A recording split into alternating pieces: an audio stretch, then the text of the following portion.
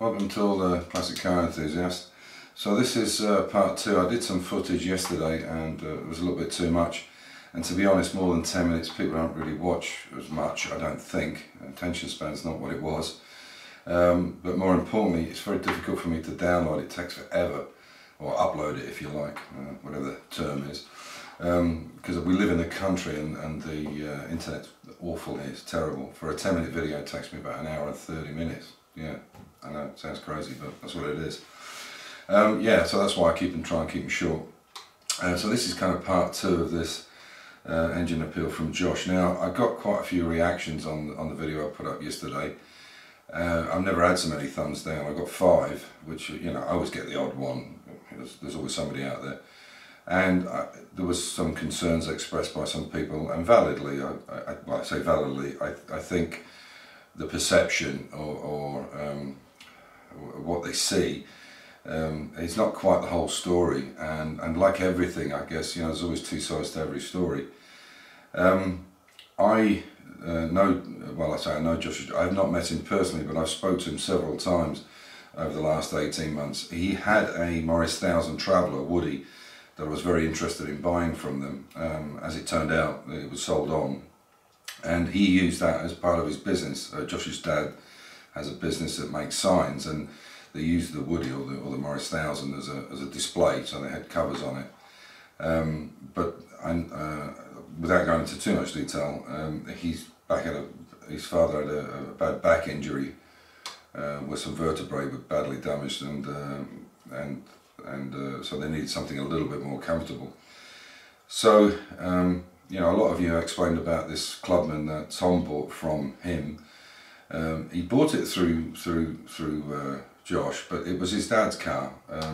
They were going to do the same kind of thing again. They were going to try and use the station wagon, put some covers over it and put the signs on for his dad's company. But I think, and I think he said he's put a video up now, so I'd like you to have a look at it. But he's explained that they're quite difficult cars to get into. They should have thought about that, that's for sure. But I also think they realised they'd taken on more than they could chew, because the car needs a lot of work. I've seen it, I've inspected the car and checked it myself along with other people, and it needs a major restoration. The whole floor needs taken out almost. But as you know, as usual, not everybody knows the full story.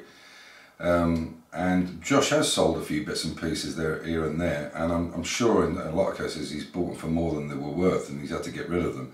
But a lot of the stuff he's had is not really top-end stuff. It's 20 quid here, 15 quid there, 10 here, 5 there. And his dad is a great believer. I've spoken to him at length. His mum and dad are a great believer, and if he wants something, he has to earn it himself. You know, from either a paper round, whatever he does. He's done a few bits with trailers and stuff. Now, I'm not trying to make a case for Josh, but I think you know, he's a genuine lad. But he's young, he's 15, I think he was 14 when he started this journey, or something like that, which is quite remarkable really, to have the tenacity to keep going. I certainly couldn't have done it, and I don't think there's many people, if you really think about it, there's not many of us out there that would have done this at this age, so you know, you've got to take your hat off to him for that. Okay, he's made some mistakes, but who didn't when they were a teenager? I mean, teenagers are a pain in the ass. We were all the same, all of us. We're all self-indulgent. We all thought the world revolved around us. Again, like I say, we grow up, we get wiser, and hindsight's 20/20. But I believe in him. You know, Josh and I had some issues, and I forgave him for it. He made a very silly mistake. I explained what he'd done, and he knows he was wrong. And we sorted out something else. I helped him in another way, instead of giving him some parts that I had spare. Anyway, that's all by the by, and I really believe that he needs some help with this, and I want to get him on the road. So if you're with me, that's fine. If you're not, that's okay. You're certainly entitled to your own opinion, but I don't think everybody knows the full story here, which is common. You know, it's a common thing. There's misbeliefs about this and that, and so on and so forth. But as I said, having conversations with his father and with himself, and yeah, you know, he's gone about things maybe the wrong way in some cases, for sure, but he knows that now. But I really would like some help for him. So I've said to him now, maybe just keep a low profile. This GoFund page, he doesn't need to sort out at the moment. I think we need to find out what's wrong with this engine. If I can find somebody who wants to do it, I've had some people, one person already say that they would prepare to have a look at it. And then go from there and see what it needs. It may be that it's not as bad as it sounds, although it's very difficult to hear. It may be something minor, like this has supposedly got a duplex chain on it. Now you need a special conversion plate for this. Now maybe that hasn't been put on, and that's why it's so cranky and noisy. There's lots of different reasons. It could be something simple. But he did say when he took the head off, it was badly coked up, and for the 20 minutes he's had it running, there's something wrong, which is obviously it's far too rich and it's sooty, and so it needs the engine sorting, and it's easy to run them on the ground for a few minutes anyway without a radiator, or set them up. Anyway, so I hope you enjoy the rest of the video, and I will be back to you in a few days, and maybe we can look at this, and as I said, look at it from a teenager's point of view. You know, my niece has a plaque on her wall in her kitchen, which says it all. It says, now you're 16, you should leave home because you already know everything. So, take care guys, have a great new year. Bye for now.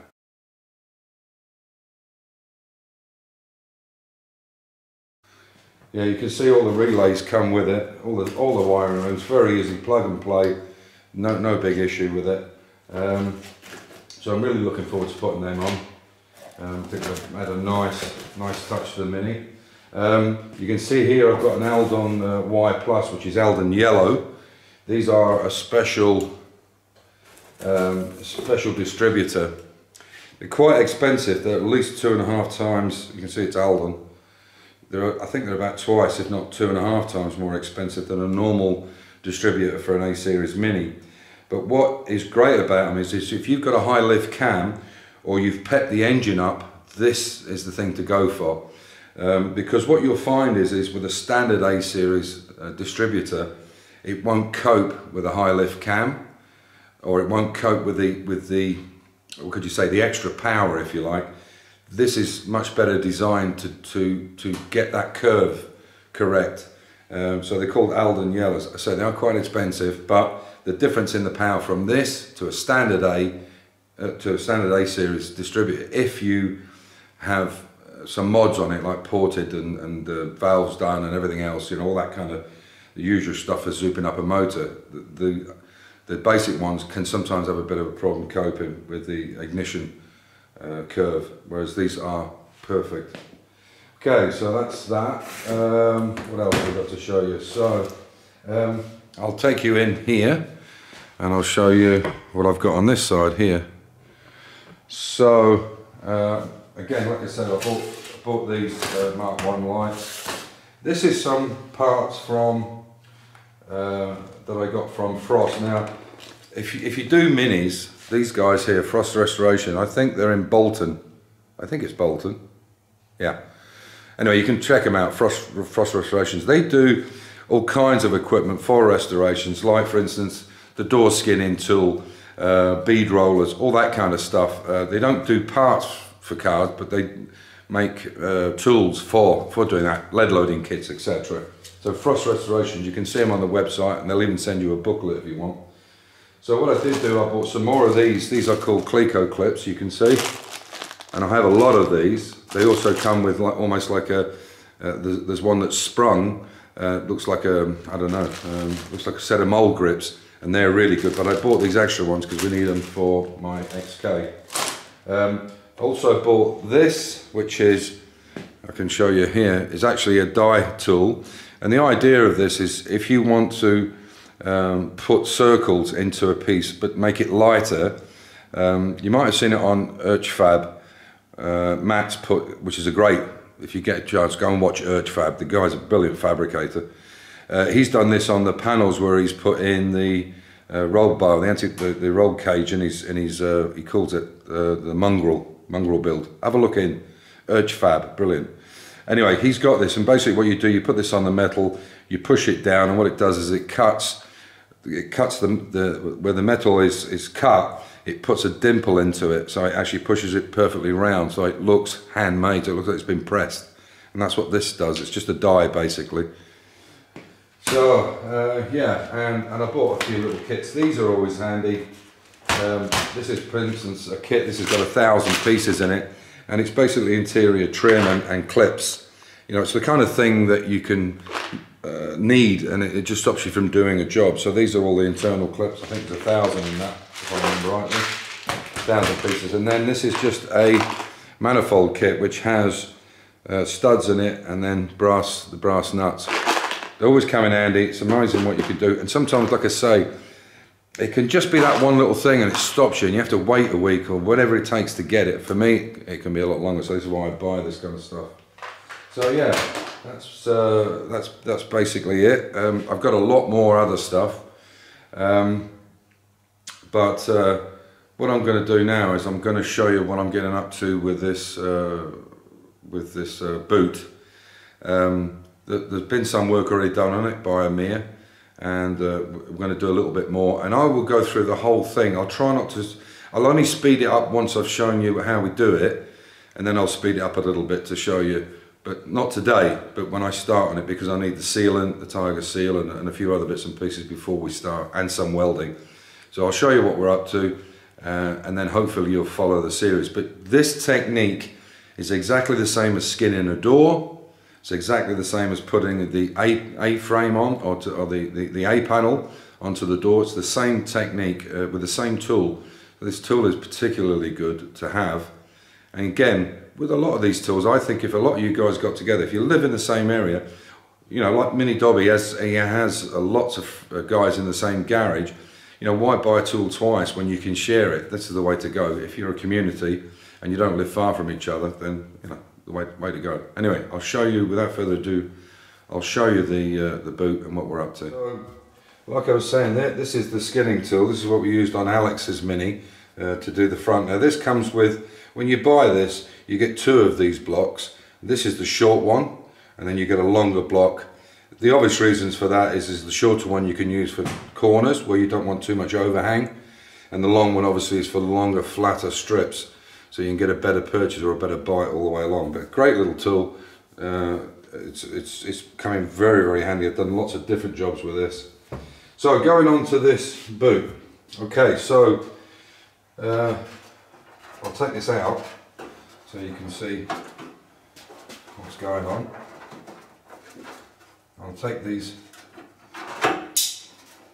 Okay, these are the magnets that I was talking about before. As I said, they're extremely strong, and to take them apart is near impossible unless you bend them off like this. But you can see how I can't even hold it, how strong they are. Now these are perfect for doing patches on a car, because a lot of times the long magnetic ones can get in the way, and because they're over a period or a longer length, they can actually pull the patch or the repair panel out of place. Whereas with these, you can get them right where you need them to put on to get the repair panel in the right place.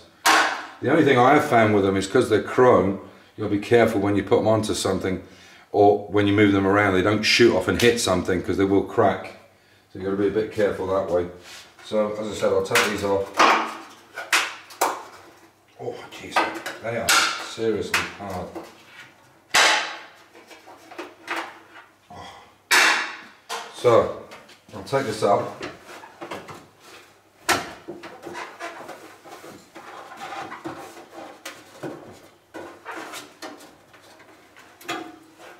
Why that is, in fact, let me take,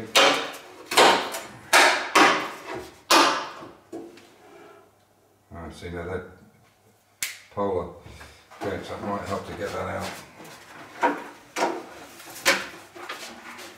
Obviously caught somewhere.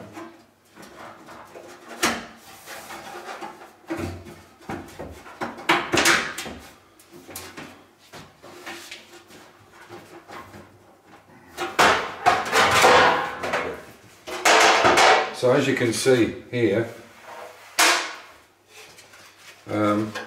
he sandblasted this. You can see this is the internal part of it, but he did sandblast it and get all the rust of it and do some repairs. You can see that's a repair there. There's a few other little places.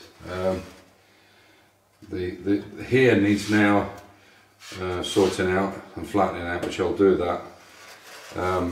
And then the inside, he's done some, he's filled some of these holes here, but what I'm going to do with these is they actually are open down into the back here. Now it's a possibility that rain could get in the back, so what I'm going to do is I'm going to build a little cup for these, fit it in, and then have it completely flush. So the idea is the ram that's on it, the air ram that's on it, can sit in there and still rotate easily, even though it's a small amount, but the water can't get inside. So I'm going to show all this on video, and then there's re-welding it and put it back together. Yeah, and basically the way we go through it, so what will happen is, put this down, what will happen is I'll prepare this boot lid, this skin, get everything tidy, get it all primed up, all the areas that you can't get to once this is in, and then what we normally do is use some Tiger Seal around it. Not a massive amount, but enough so that when you put the edges down it will squeeze out and you can clean it and leave a nice seal, and it will stop any water going in between it. But it does need to be primed properly first. You shouldn't just be banging it straight in. It should be primed correctly in the corners and anywhere where it touches. You can do that easily by putting it in and just marking it and then making sure it's primed. So that's going to be a little series that I'm going to do in the next couple of days. Hopefully you'll watch in for that. And yeah, as usual, stay safe, keep the faith, enjoy your hobby, and like I'm saying in the intro that you'll see, the intro, if you can help out with this engine appeal for Josh, I really would appreciate it. You know, he's put a lot of time into it. He's a very young man. I think there's very few of us out there now that could have done that or could do that at his age. I mean, he's not even eligible to go and take the driving lessons. So anyway, have a good Christmas, be good to each other, and catch you soon. Bye for now. Bye.